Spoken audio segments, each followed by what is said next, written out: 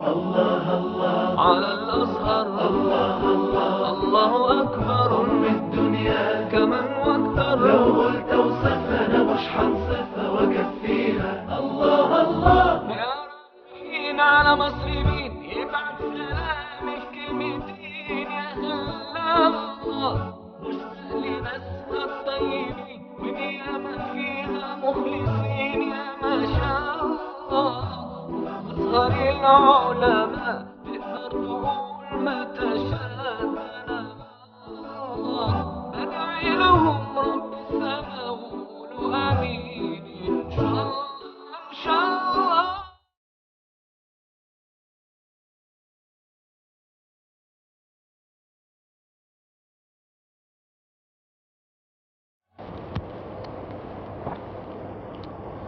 Alors Inch'Allah, on va commencer aujourd'hui.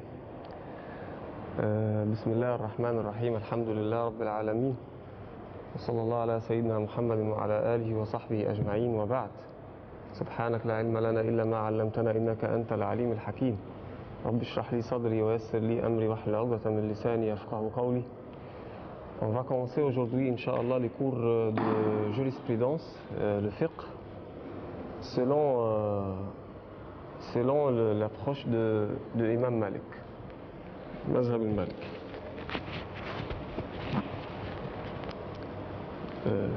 Normalement ici à l'Azhar, lorsqu'il commence n'importe quel cours ou bien n'importe quelle science, il commence par une introduction, comme c'est montré ici dans la feuille, avec des poèmes comme ça. Inna mabadi kulla fannin ashra. C'est-à-dire الله الله على الأزهر، الله الله الله أكبر من الدنيا كمن واكثر. لو قلت وصفنا مش حنصفها وكفيها. الله الله يا رايحين على مصر مين يبعت سلامي في كلمتين. يا الله مش سهل ناسها الطيبين ونيامة فيها مخلصين. يا ما شاء الله أزهر العلماء تقدر تقول ما تشاء. أنا بدعي لهم رب السماء وقولوا آمين إن شاء الله إن شاء الله.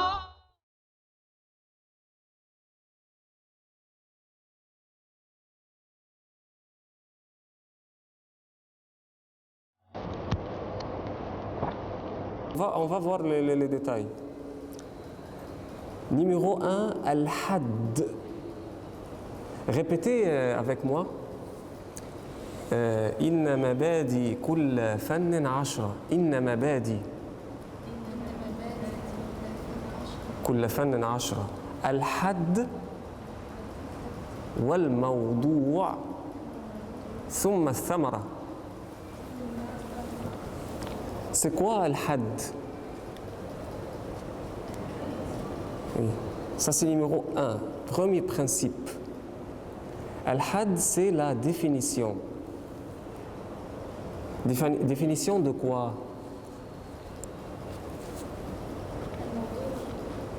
Al-Mawdu' c'est deuxième principe. Déjà on est en premier principe, c'est la définition de la science 2, et si c'est le fiqh. Moi je préfère utiliser le mot arabe, al-fiqh, parce que jurisprudence en français, c'est un peu compliqué, parce que jurisprudence en français c'est aussi les jugements précédents. C'est quand le juge, c'est les arrêts, les décisions de juge. Alors, je préfère utiliser le mot arabe, fiqh.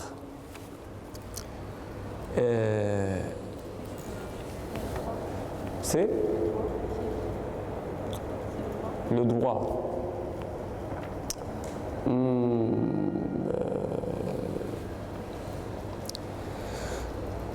C'est-à-dire, il n'y a pas de différence entre fiqh et droit,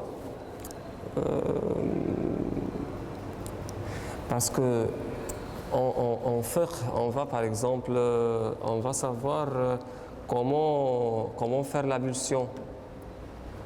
Mais le droit, ça concerne le monde entier seulement. Seulement. Le mot droit, c'est touche Monsieur Napoléon par exemple.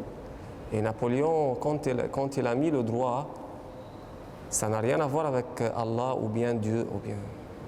C'est juste où. Le fait que ça touche uniquement au droit religieux, c'est ça? Là, je parle de Napoléon, parce que le mot droit, ou bien,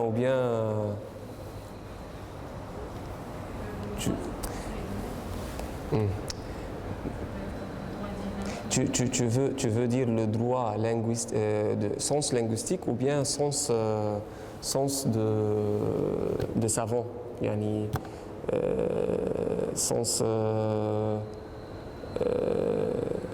parce qu'on a deux sens de la langue et sens de coutumière par exemple.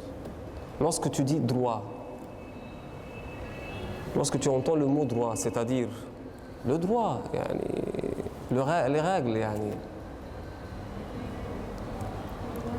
Par exemple, j'ai le droit de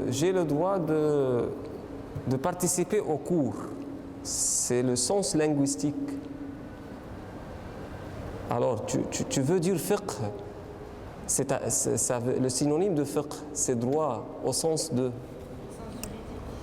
Ah, au sens juridique. Au sens juridique. Alors, qui a créé le mot droit au sens juridique? C'est Napoléon. Yani, Al-Azhar, non? C'est Napoléon, là? C'est lui qui a créé le mot droit.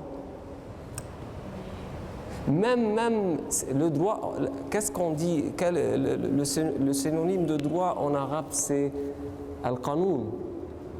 Al-Qanoun. Hein? On ne peut pas dire que fiqh, c'est le droit. Les deux, ce sont des règles.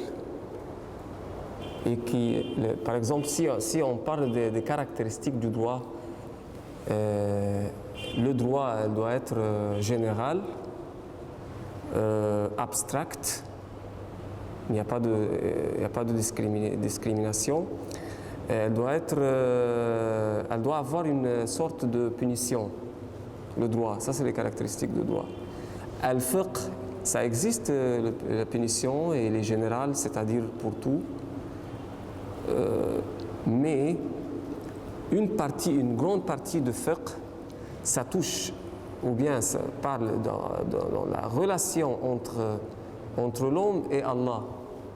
Mais le droit, toujours, il nous parle d'une relation entre un homme et un homme. Voilà. Le droit, toujours. Est-ce que toujours le droit parle d'une relation entre deux parties? Ou bien la relation entre l'homme et l'État?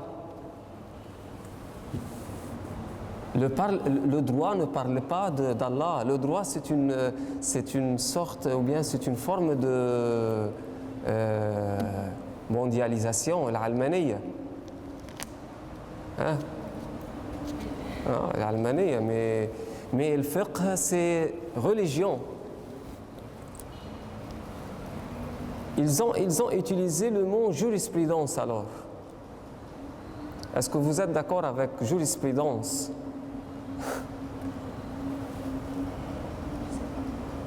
D'accord, on continue. Alors les principes de n'importe quelle science, ce sont 10, toujours 10. Numéro 1, al-had, c'est la définition. La définition de fiqh, c'est le sens linguistique de fiqh, c'est la compréhension. Al-fahm. On dit faqaha, c'est-à-dire il a compris. Ça, c'est le sens linguistique. Ah. Le sens des savants, C'est-à-dire, qu'est-ce qu'on veut dire par fiqh? Parce que la définition doit comporter tout le sujet de fiqh. On dit ta'rif, jama' mana', shamil. Il doit contenir tous les éléments. Qu'est-ce qu'il dit ici? La connaissance. La connaissance de qui? Qui doit connaître? Qui doit connaître al-fiqh? Les musulmans. La connaissance des prescriptions divines.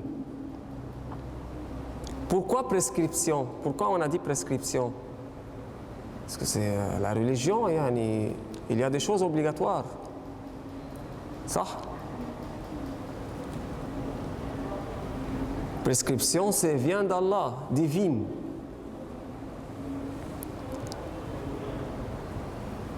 Alors, est-ce que la prescription divine, ça doit être toujours raisonnable?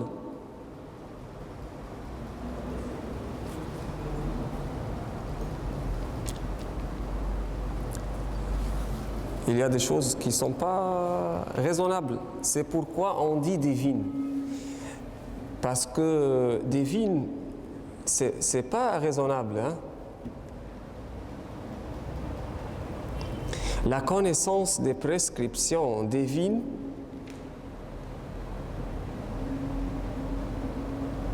pratique. Pourquoi on dit pratique? Hein? Pourquoi c'est pratique? Je vais te dire exactement. Il y a un travail du cœur et un travail du corps. Qu'est-ce que ça veut dire travail du cœur? De ne monter pas, par exemple, ou bien d'avoir un cœur pur contre les autres gens. D'être gentil, par exemple. Avoir un bon cœur, c'est un travail de cœur. Hein? Tu travailles avec ton cœur. Ça, c'est pas pratique. Qu'est-ce que ça veut dire pratique ici? Pratique, c'est-à-dire le travail des 5 sens. C'est pourquoi on dit pratique. Prescription divine pratique. Alors, lorsqu'on dit prescription divine pratique, ça veut dire fiqh. Si on dit par exemple prescription divine morale, maintenant c'est pas pratique. Hein? Qu'est-ce que ça veut dire prescription divine morale? Le travail du cœur avec Allah, c'est la croyance. Alors la croyance,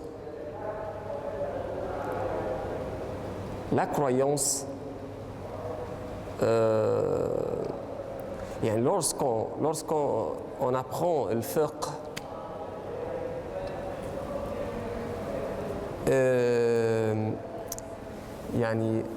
la croyance, ça n'existe plus dans le fiqh. Le fiqh, c'est que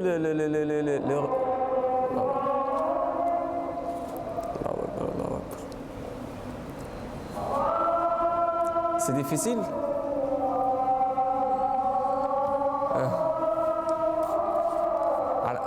Le plus important, les 10 principes, ce sont difficiles normalement et c'est le plus important. Après cela, Inch'Allah, c'est facile.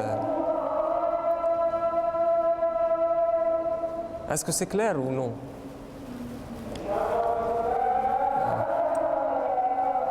Mais posez des questions. On dit prescription divine et l'opposition c'est raisonnable. On dit divine parce que c'est pas raisonnable. Voilà. Donc divin s'oppose à la raison, s'oppose au raisonnable. Est-ce qu'on a des prescriptions divines raisonnables? On peut avoir des prescriptions, c'est-à-dire convaincu par le raison. Parce que, par exemple, lorsque Sayyidna Omar a embrassé le Hajar al-Aswad, c'est divin, c'est pas raisonnable.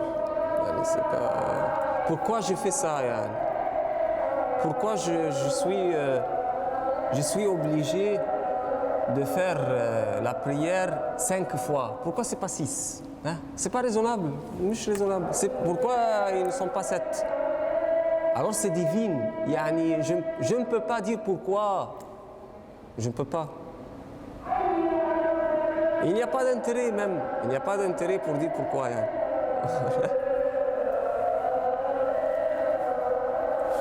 Pourquoi c'est 4 raka'a al-dhuhr et 2 pour le fajr? Pourquoi?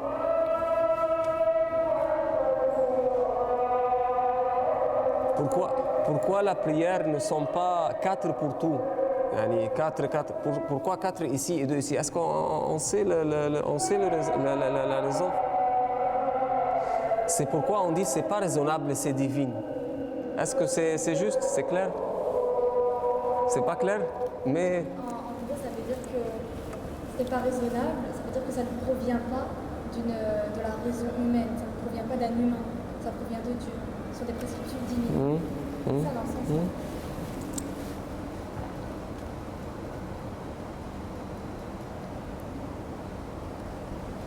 Parce que ça peut...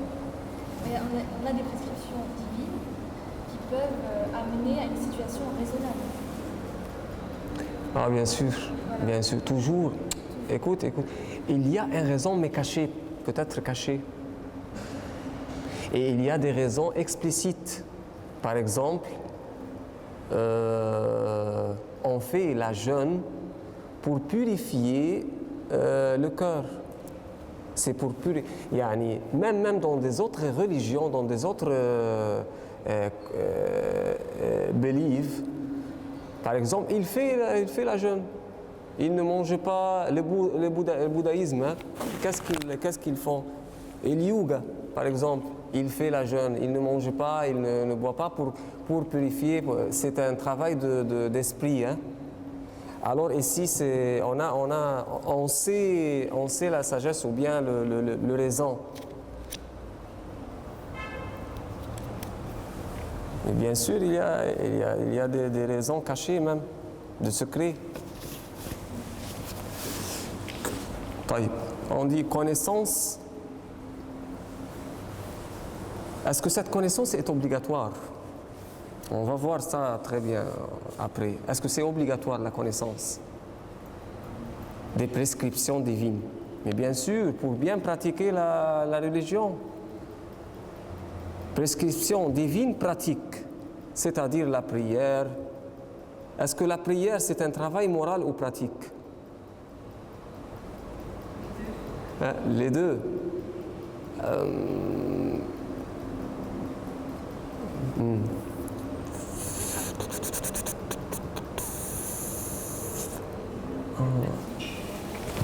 C'est pratique et moral. Mais le travail, je veux utiliser le mot travail de la prière, c'est lorsque tu fais la prière. Parce que moral, c'est chez les chrétiens. Qu'est-ce qu'il fait? Qu'est-ce qu'il fait le chrétien? Il entre dans l'église, d'accord? Et il regarde seulement, elle croit. Khalas, c'est un travail moral. Un travail de la prière morale, avec le cœur. Il fait la prière moralement. Après, il y a des actions pratiques qui existent. Ah bon? C'est des événements, on va dire, dans la vie. Par exemple, la communion, le baptême, des choses qui sont pratiques.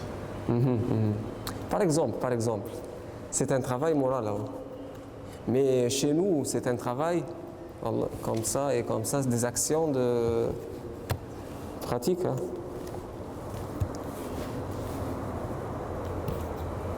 Prescription divine pratique, connaissance des prescriptions divines pratiques de son évidence détaillée.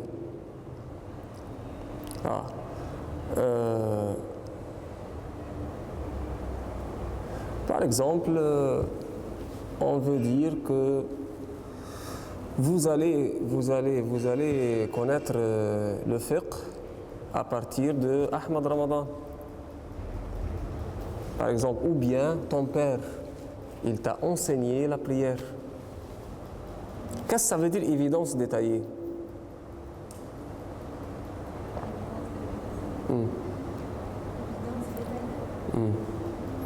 Al-adilla al-tafsiliya. Comment on a connu les prescriptions divines de le Coran wal Sunnah. Ça, c'est l'évidence détaillée. Voilà. Pourquoi on a dit détaillée?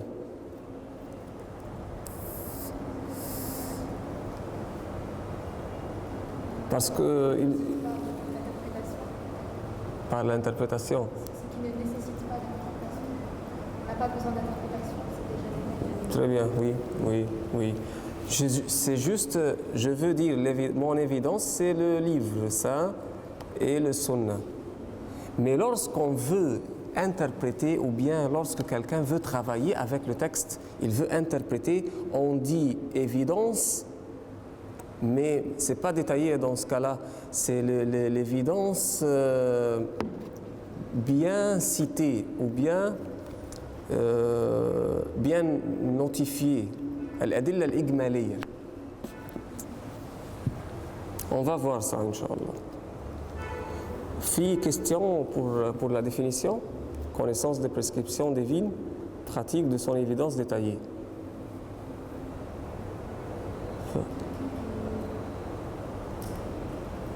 C'est ça le fiqh, c'est-à-dire, c'est ça le fiqh. Vous pouvez répéter la définition. La connaissance, c'est écrit, hein? D'accord. Connaissance des prescriptions divines, pratiques,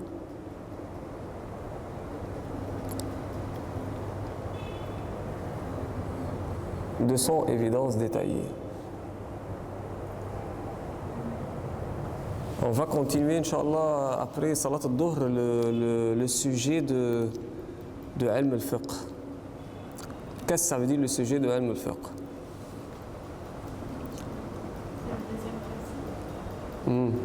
Deuxième principe.